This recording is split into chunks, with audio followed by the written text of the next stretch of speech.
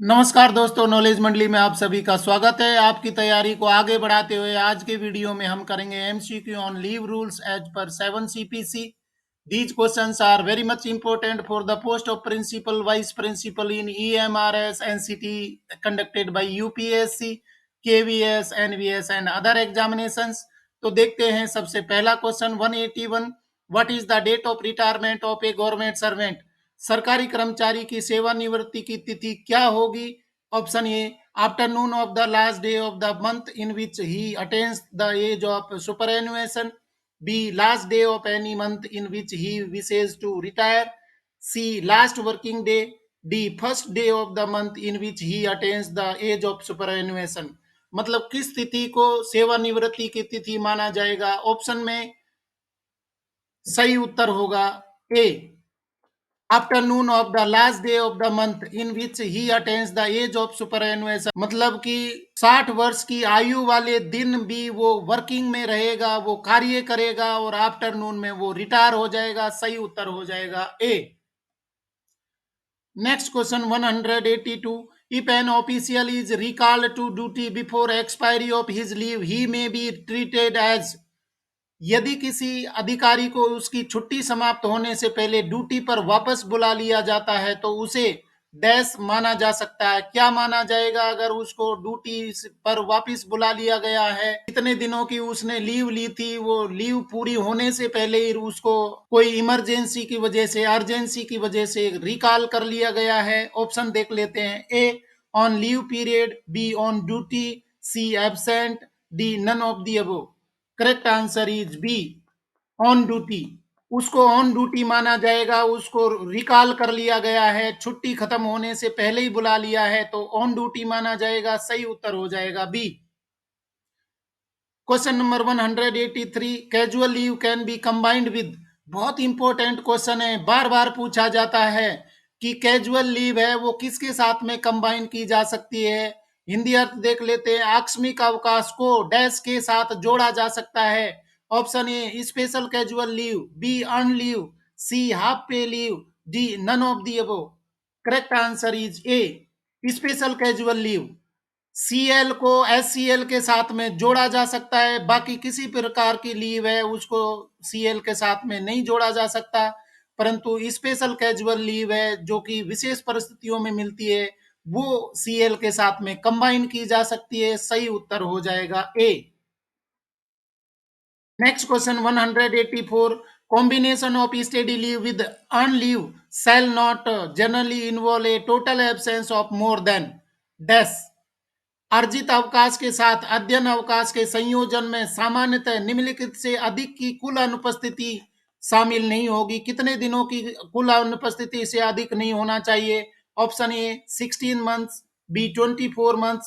C, 28 months. D, 36 months. Correct answer is C, 28 months. 28 महीने से ज्यादा की लीव नहीं होनी चाहिए। Study leave plus earn leave, study leave plus EL, ये 28 महीने से अधिक नहीं हो सकती। सही उत्तर हो जाएगा C. Question number 185। Half a day leave can be taken from. खाली स्थान आधे दिन की छुट्टी ली जा सकती है। कौन सी लीव है जो कि आधे दिन के लिए भी ली जा सकती है? Option A, earn leave. B, sick leave. C, casual leave. D, half pay leave. सही उत्तर है C, casual leave. Casual leave को हाफ डे के लिए भी लिया जा सकता है, हाफ डे को भी कैजुअल लीव ली जा सकती है, या तो फर्स्ट हाफ में या सेकंड हाफ में। तो आप जल्दी से कमेंट में बता दीजिए कि जो मिड टाइम है वो क्या होता है, हाफ पीरियड किसको काउंट करेंगे। यहाँ पर कमेंट में जल्दी से आप बता दीजिए कि सीएल हाफ डे के लिए ली जा सकती है तो मिड टाइम क्या होगा, कब से कब तक का टाइम है वो, उसको फर्स्ट हाफ किसको बोलेंगे और सेकंड हाफ किसको बोलेंगे, ये आपको बताना है कमेंट में। Question number 186। Government servants are not entitled to leave salary while availing. सरकारी कर्मचारी अवकाश वेतन पाने के हकदार नहीं है। कौन से प्रकार की छुट्टियों में अवकाश वेतन प्राप्त करने के हकदार नहीं होते हैं? ऑप्शन देख लीजिए। A, half pay leave. B, commuted leave. C, extra ordinary leave. D, child care leave. Correct answer is C, extra ordinary leave. अगर ईओएल लिया है तो उसको कोई वेतन नहीं मिलेगा, पे नहीं मिलेगा, और बाकी सभी प्रकार की लीव में मिलेगा। हाफ पे लीव में हाफ पे मिलेगा, इसमें भी मिलता है। कम्यूटेड लीव में भी मिलता है, चाइल्ड केयर लीव में भी पे मिलता है, परंतु एक्स्ट्रा ऑर्डिनरी लीव है, इसमें वेतन प्राप्त करने का हकदार नहीं होता है। सही उत्तर हो जाएगा सी। Question number 187. The maximum period of CCL that can be availed by a woman government servant during her entire service is। बहुत ही इंपॉर्टेंट क्वेश्चन है, बार बार पूछा जाता है। 6 CPC ने CCL को इम्प्लीमेंट किया था और 7 CPC में भी इसको कैरी ऑन कर लिया गया है। हिंदी अर्थ देख लेते हैं। एक महिला सरकारी कर्मचारी द्वारा अपनी पूरी सेवा के दौरान सीसीएल की अधिकतम अवधि का लाभ उठाया जा सकता है। पूरी सेवा काल में, एंटायर सर्विस में कितने दिनों की अधिकतम सीसीएल मिल सकती है? Option A 730 days means 2 years, B 700 days, C 650 days, D 365 days means 1 year. Correct option is A 730 days, मतलब 2 वर्ष की उसको सीसीएल मिल सकती है। पूरे एंटायर सर्विस में, पूरे सेवा काल में बच्चों की देखभाल के लिए 2 वर्ष की सीसीएल फीमेल गवर्नमेंट एम्प्लॉय को मिल सकती है। सही उत्तर हो जाएगा A. Question number 188। Foreign service means service in which a government servant receives his pay from. विदेश सेवा का अर्थ उस सेवा से है जिसमें एक सरकारी कर्मचारी अपना वेतन प्राप्त करता है। Option A consolidated fund of India, B consolidated fund of state, C consolidated fund of union territory, D none of the above. Correct option is D none of the above. Foreign service में इन सभी में से किसी से भी वेतन प्राप्त करने का हकदार नहीं होगा, उसको हम विदेश सेवा या फॉरेन सर्विस बोलेंगे। सही उत्तर हो जाएगा D. Next question 189. Child care leave is admissible if the child is below dash। Child care leave स्वीकार्य है यदि बच्चा नीचे है कितने वर्ष की उम्र से कम की उम्र में उसको child care leave female employee को मिल सकती है। Option A 18 years, B 17 years, C 21 years, D 25 years. Correct option is A 18 years. अगर बच्चा 18 वर्ष से कम उम्र का है तो फीमेल गवर्नमेंट एम्प्लॉय है, उसको सीसीएल मिल सकती है उसकी देखभाल के लिए, केयर करने के लिए। और जल्दी से कमेंट में बता दीजिए अगर डिसेबल्ड बच्चा है तो उसके लिए कितने एज तक सीसीएल मिल सकती है फीमेल एम्प्लॉय के लिए। जल्दी से कमेंट में बता दीजिए। नेक्स्ट क्वेश्चन देखते हैं। Question number 190। In A calendar year CCL can not be granted for more than dash. एक कैलेंडर वर्ष में सीसीएल को से अधिक के लिए प्रदान नहीं किया जा सकता। कितनी बार से अधिक के लिए एक कैलेंडर वर्ष में सीसीएल है वो नहीं दी जा सकती। ऑप्शन देख लेते हैं। A 2 times, B 3 times, C 4 times, D 6 times. Correct option is B 3 times. 3 spell से अधिक एक कैलेंडर ईयर में नहीं दी जा सकती है। और जल्दी से बता दीजिए अगर सिंगल लेडी है तो उसको एक कैलेंडर वर्ष में कितने स्पेल में सीसीएल दी जा सकती है। जल्दी से कमेंट आपका आ जाना चाहिए। अगर सिंगल लेडी है तो कितने स्पेल में उसको सीसीएल मिल सकती है एक कैलेंडर वर्ष में। सही उत्तर हो जाएगा यहाँ पर 3 times. Question number 191। CCL shall be admissible for dash. CCL dash के लिए स्वीकार्य होगा, कितने बच्चों के लिए स्वीकार्य होगा।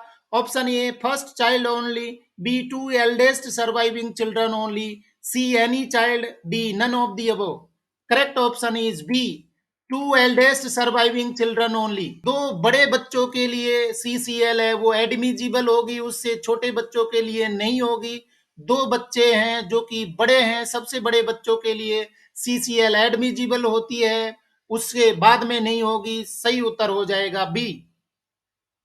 Question number 192। CCL may not be granted for less than dash days.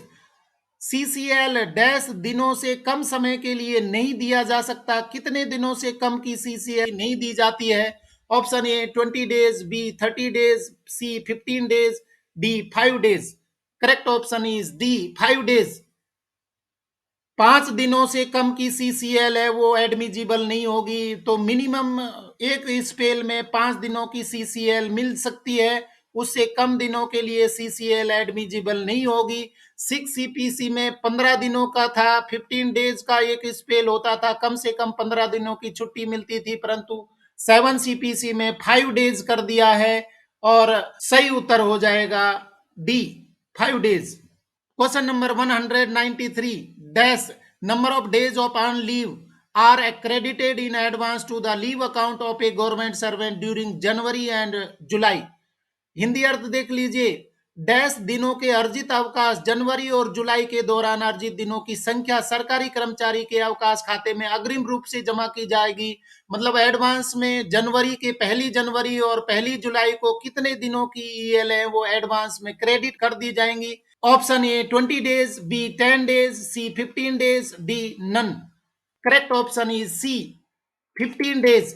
15 दिनों की ईएल है वो क्रेडिट कर दी जाएंगी एडवांस में 1 जनवरी को, और साथ में 15 डेज की 15 डेज की 1 जुलाई को कर दी जाएंगी एडवांस में। तो इस तरीके से 15 डेज की ईएल है वो क्रेडिट कर दी जाएंगे in advance in 1 January and 1 July. Correct option हो जाएगा C. Question number 194. Leave account of government servant shall be maintained by the dash. सरकारी सेवक का अवकाश लेखा किसके द्वारा रखा जाएगा, कौन मेंटेन करेगा। Option A accounts officer, B concerned staff, C head of office, D none of the above.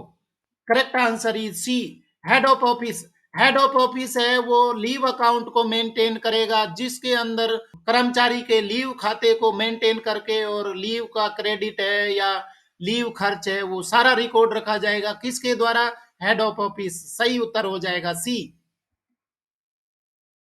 Next question 195. Which of the leave rules would apply if a government servant is temporarily deputed to foreign service in India? बहुत important question है।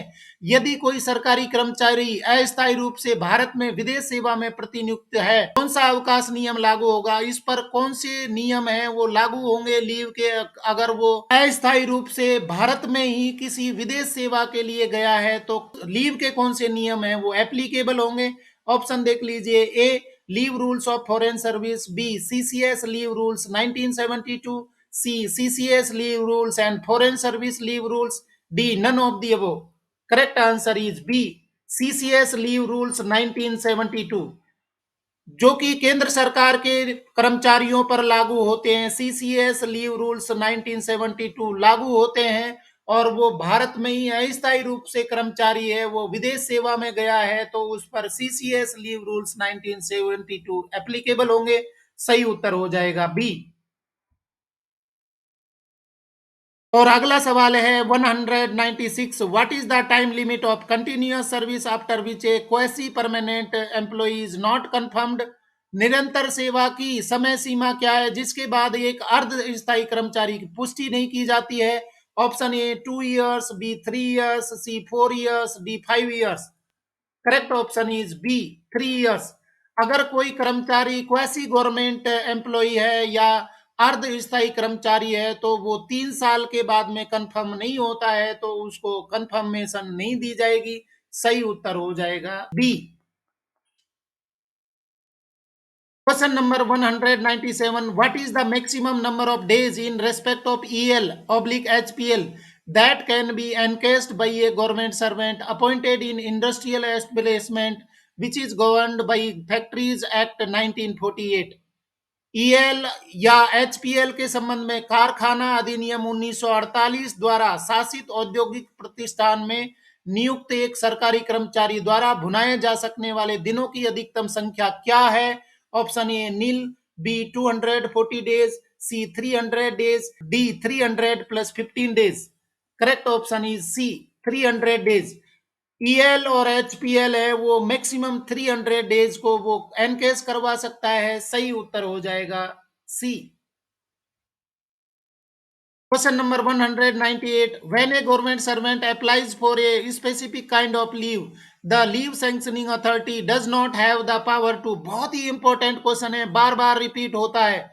जब कोई सरकारी कर्मचारी किसी विशिष्ट प्रकार की छुट्टी के लिए आवेदन करता है तो अवकाश स्वीकृति प्राधिकारी के पास ये शक्ति नहीं होती है। कौन सी शक्ति नहीं होती है? कि option A sanction, B refuse, C revoke, D alter. Correct answer is D alter. कोई भी अधिकारी है वो सैंक्शन कर सकता है, रिफ्यूज कर सकता है, रिवोक कर सकता है लीव को, परंतु एल्टर नहीं कर सकता। एल्टर का मतलब है कि अगर एम्प्लॉय ने सीएल के लिए अप्लाई किया तो उसको अधिकारी है वो ईएल में या एचपीएल में, एससीएल में, किसी में भी कन्वर्ट नहीं कर सकता। मतलब एल्टर करने का ऑप्शन अधिकार प्राधिकारी के पास में नहीं होता है, बाकी सारे वो कर सकता है। तो सही उत्तर हो जाएगा D. Question number 199, a government servant ceases to have any claim for leave to his credit if he has dash. एक सरकारी कर्मचारी अपने खाते में छुट्टी के लिए कोई दावा करना बंद कर देता है यदि उसके पास किन परिस्थितियों में वो छुट्टी का हकदार नहीं रहता है, जितने भी उसके खाते में क्रेडिट है वो उसको नहीं मिलेंगी। Option A resign to take up another appointment in government service, B retired, C been dismissed, D been reinstated। Correct option is C been dismissed. वो अगर डिसमिस हो जाता है, बर्खास्त हो जाता है, तो उसके खाते में जो भी छुट्टियां हैं वो खत्म हो जाएंगी, वो क्लेम नहीं कर सकता है। सी सही उत्तर हो जाएगा। यहां पर देख सकते हैं ऑप्शन ए में resign to take up another appointment in government service, तो यहां पर जो भी उसके खाते में लीव है वो एनकेस की जा सकती है। इसके साथ में रिटायर्ड होने पर भी एनकेस हो जाती है। और डी में बीन रीस्टेटेड का मतलब है कि वो पुनर्नियुक्त हो जाता है, वो बहाल हो जाता है, तो भी वो हकदार हो जाएगा। परंतु डिसमिस हो गया है तो उन परिस्थितियों में जो भी खाते में लीव क्रेडिट थी वो लैप्स हो जाएंगी, वो उनको क्लेम करने का हकदार नहीं होगा। सही उत्तर हो जाएगा सी। और T20 क्वेश्चन का लास्ट क्वेश्चन है 200, if A government servant claims for commutation of one kind of leave into another, he should apply for commutation with in a period of dash. बहुत ही इंपॉर्टेंट क्वेश्चन है। यदि कोई सरकारी कर्मचारी एक प्रकार की छुट्टी को दूसरे में परिवर्तित करने का दावा करता है तो उसे कम्यूटेशन के लिए आवेदन करना चाहिए।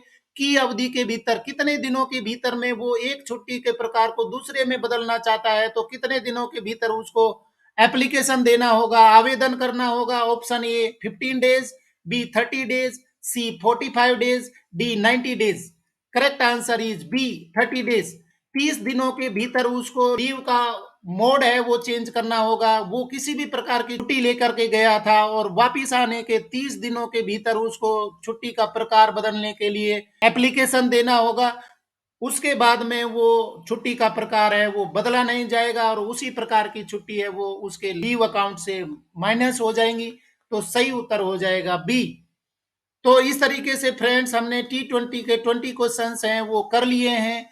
ये क्वेश्चन आज बेस्ड थे MCQ on leave rules as per 7 CPC and very much important for the post of principal, vice principal in EMRS NCT conducted by UPSC, KVS, NVS and other departmental examinations and promotion examinations। आज के questions अगर आपको पसंद आए हैं तो like share करें और साथ में ही आप मुझको फेसबुक पेज पर भी फॉलो कर सकते हैं। वहाँ डेली अपडेट आपको मिलेंगे। मेरे फेसबुक पेज का नाम है नॉलेज मंडली और मेरे चैनल को सब्सक्राइब करना तो जरूरी है क्योंकि नॉलेज मंडली is the right choice. Thank you very much.